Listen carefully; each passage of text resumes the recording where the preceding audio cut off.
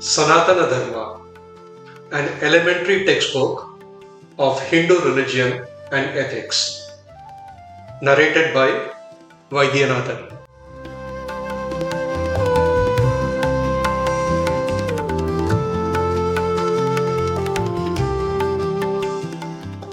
Part 1, Chapter 6, The Worlds, Visible and Invisible.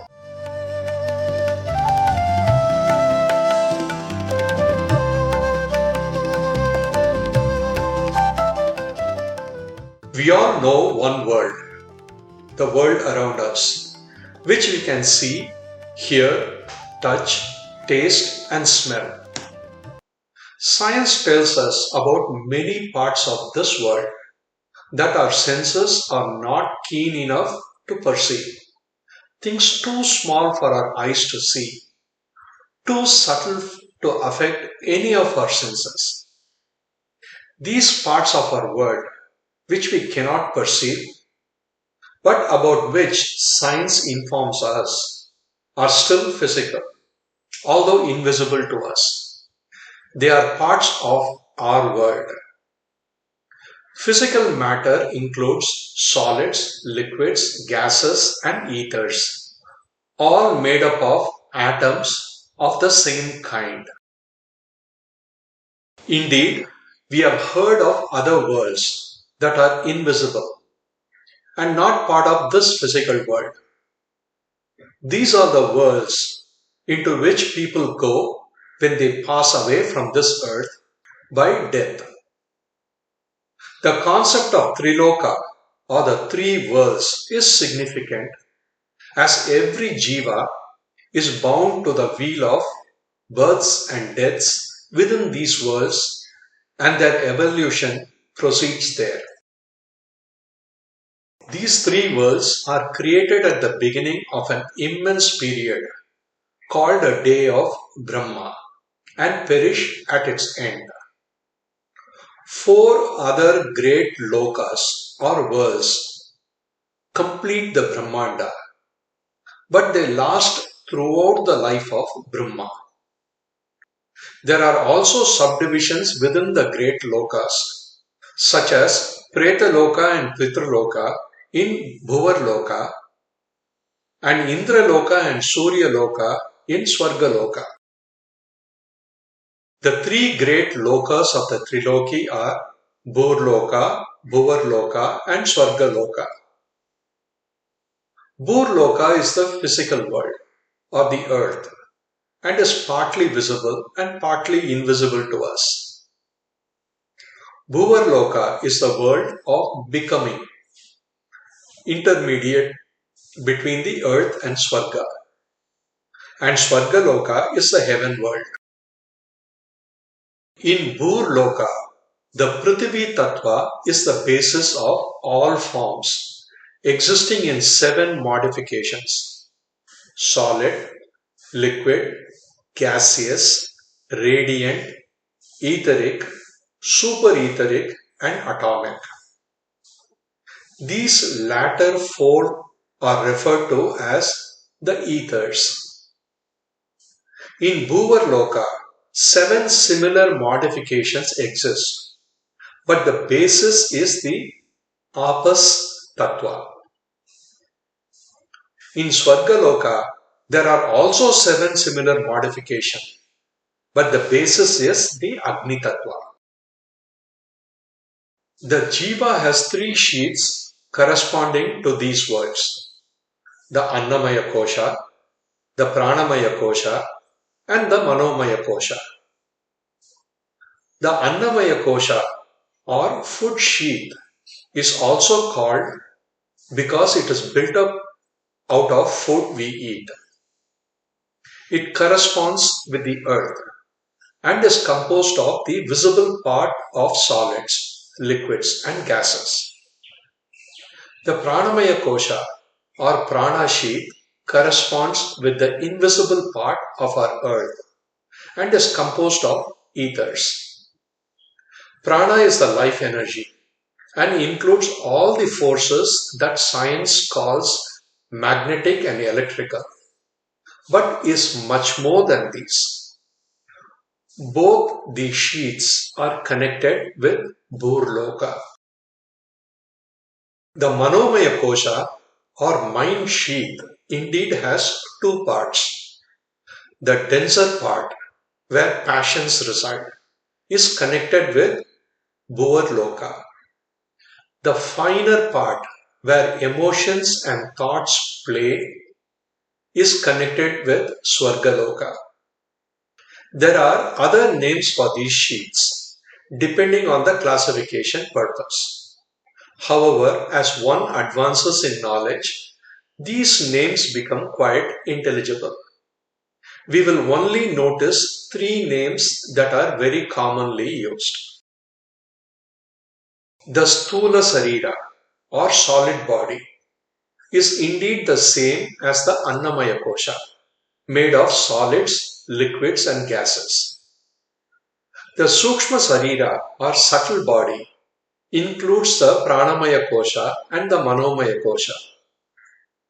Additionally, it includes another kosha, the Vijnanamaya Kosha or knowledge sheath, which connects the jiva with Maharloka, a loka beyond the Triloka where the jiva's pilgrimage continues. Maharloka is not destroyed, though it becomes uninhabitable at the close of the day of Brahma. This part of the Sukshma Sarira or the knowledge sheath is relatively permanent and lasts through the series of births and death. A table may make these two classifications and their relations to the lokas clear. Sthula Sharira, Burloka, Annamaya Kosha. Sukshma Sharira, Burloka, Pranamaya Kosha. Sukshma Sharira, Bhuvarloka, Manomaya Kosha. Sukshma Sharira, Swargaloka, Manomaya Kosha. The above perish at or after death and are renewed at rebirth. Then we have Sukshma Sharira or Karana Sharira, Maharloka and Vijnanamaya Kosha.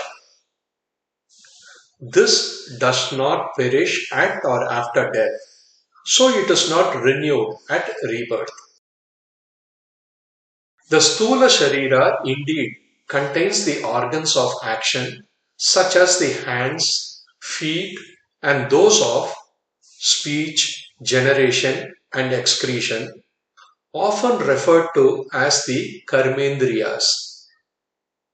However, the true Karmendriyas, the centers that direct and control these organs, are located in the Sukshma Sharira.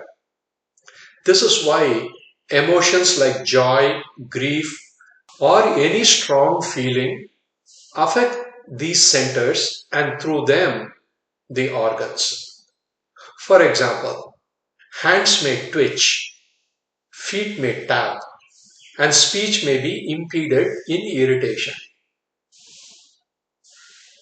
Similarly, the Jnanendriyas or sensory organs have their centers in the Sukshma Sharira, while their physical organs like eyes, ears, tongue, nose, skin are in the Sthula Sharira. At death, the Sukshma Sharira is separated from the Sthula Sharira, with the Jiva drawing it away by means of the Pranamaya Kosha. This leaves the Sthula Sharira as a mass of lifeless matter, meaning the life that held it together is withdrawn. While there is still life in the cells of the body, they begin to break away from each other as the ruling life is gone. The Jiva remains in his Sukshma Sharira and quickly shakes off his Pranamaya Kosha. leaving the denser part of the Manomaya Kosha as his outermost garment. In this state, he is called a Preta and becomes an inhabitant of Pretaloka. If he was a very good person on earth, he dreams away happily in this condition. However, if he was a bad person, he suffers as a Preta, craving earthly pleasures he can no longer obtain. After a period of time, depending on the strength of these cravings and the time needed for their exhaustion, the densest part of the Manomaya Kosha falls away. He then goes as a Pitri into Pitriloka. Having spent sufficient time in Pitriloka to purify the Manomaya Kosha from all elements unfit for Swarga, the Jiva in the purified Manomaya Kosha proceeds to Swarga and enjoys the fruits he has stored up. When the time comes for the Jiva's return to earth, the purified Manomaya Kosha dissolves away, leaving the Jiva in the Vijnanamaya Kosha. The Jiva then quickly forms new faculties and creates a new Manomaya Kosha for his coming life in the lower worlds. The Devas build for him a Pranamaya Kosha and an Annamaya Kosha according to his karma, and he is again born into Burloka. These are the recurring stages of the Jiva's pilgrimage: life in the visible world, death, life in the invisible worlds, and rebirth. This cycle repeats time after time. Eventually, the Jiva grows weary of these three worlds and longs for higher, subtler experiences and a more expanded life. He turns away from all that these worlds can offer and finds delight in meditation, worship, and compassionate helping of the weaker. He no longer uses his faculties to gain pleasure for himself, but only to serve others. Used in this way, his faculties can no longer imprison him. He dwells in the higher lokas, guiding his lower faculties as his instruments in the lower worlds, and become a co-worker with Ishvara. He may either retain his faculties for service or throw them away and enter into Brahman.